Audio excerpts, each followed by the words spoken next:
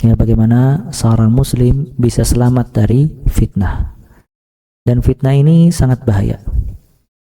Fitnah secara umum bermacam-macam dan dia ujian serta cobaan dari Allah Azza wa Jalla. Makanya Nabi SAW mengajarkan kepada kita berlindung dari fitnah. Allahumma inni a'udzubika minal fitan ma dhahara minha wa ma batan. Ya Allah, aku berlindung kepada Engkau dari fitnah yang nampak maupun yang tersembunyi.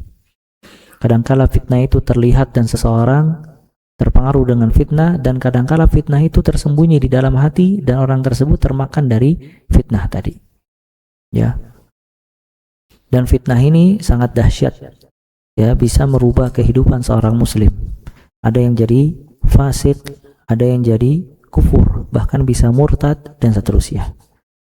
Ya, sebagaimana perkataan salah seorang salaf, ya wa innal qulub la dha'ifa wa innal fitan la khattafa wa innal qulub la dha'ifa. Sesungguhnya syubhat itu seperti petir dan hati ini sangat lemah. Berapa banyak orang merasa dirinya mampu menghadapi fitnah, subhanallah ternyata dia termakan dengan fitnah tadi. Makanya di akhir zaman ketika Dajjal keluar, dan Dajjal termasuk fitnah yang besar, yang semua para nabi berlindung dari fitnah Dajjal. Bahkan kita disuruh oleh Nabi SAW untuk berdoa minta perlindungan dari fitnah Dajjal di setiap sholat. Ini menunjukkan kalau Dajjal memiliki fitnah yang sangat dahsyat. Nanti ada disebutkan di dalam hadis, seorang merasa mampu dirinya melawan fitnah Dajjal, maka dia menghampiri Dajjal dan subhanallah dia termakan dengan fitnah Dajjal, maka dia menjadi pengikut Dajjal. Makanya fitnah itu jangan dilawan. Ya, maka disebutkan di dalam hadis, man sami'ad Dajjal, barang siapa yang mendengar adanya Dajjal, falyal'an, menjauhlah darinya. Ya. Nah, ini menunjukkan bahayanya fitnah. Maka apa kiat agar kita selamat dari fitnah? Dan fitnah banyak macam-macamnya. Ya, diantaranya ada fitnah syubhat dan juga ada fitnah syahwat. Fitnah syubhat itu yang biasa berkaitan dengan akidah seorang muslim dan peribadatannya. Sedangkan fitnah syahwat itu yang berkaitan dengan maksiat seperti zina, khamar dan yang lain-lainnya. Sedangkan fitnah syubhat itu kadangkala disebabkan dari ghaflah, kelalaian. Seseorang apabila lalai, tidak ingin menuntut ilmu syar'i, maka banyak terkena fitnah syubhat.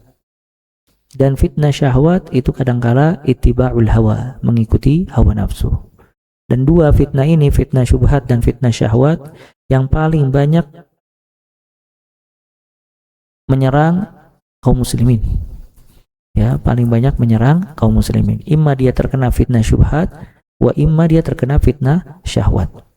Dan syaitan, subhanallah, dia memiliki tipu daya yang sangat besar. Kalau ada seorang muslim yang dia rajin belajar, ibadah dan yang lainnya, tahu syaitan kalau dia sulit ditaklukkan dengan fitnah syahwat, maka syaitan masuk ke dalam fitnah syubhat. Dan kalau ada orang yang mudah terkena fitnah syahwat, maka syaitan akan menggoda fitnah syahwat.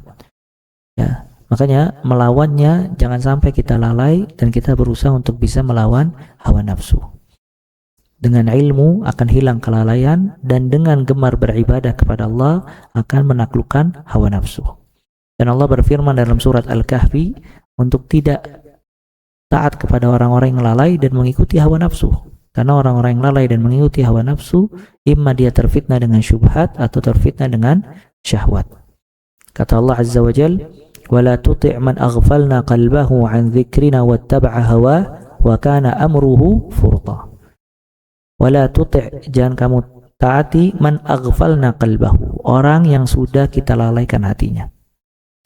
An dzikrina, dari mengingat kita, wattaba'a hawa, dan mengikuti hawa nafsunya, dan seterusnya. Dan juga ada fitnah harta. Ini kita bahas waktu daurah sebelumnya tentang fitnah harta. Kalau harta ini ada fitnah. Kata Nabi SAW, likulli ummatin fitnah, wa fitnatu ummati al-mal. Setiap umat memiliki fitnah, dan fitnah umatku adalah harta.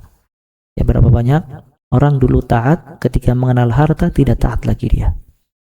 Dia dulu orang yang paling menjauhi riba, Tapi ketika dia mengenal harta, justru dia pemakan riba karena semangat dan ambisinya.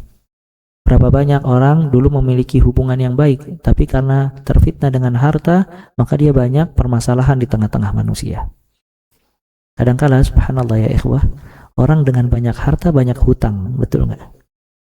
Ya, dulu waktu belum punya harta nggak pernah ngutang. Pas diterima di satu perusahaan, dapat gaji lumayan, malah banyak utang. Jadi banyak harta bukan justru sebab dia tidak ngutang, sebaliknya banyak harta banyak utang, kredit dari ujung kaki sampai dari ujung rambut sampai ujung kaki semuanya kredit ya. Jamnya kredit, ini itu misalnya. Bukan nggak boleh, ya cuman kadangkala seseorang mendahulukan hawa nafsu, ambisi, gaya hidup hingga melupakan kewajiban dan bermudah-mudahan dalam bab hutang.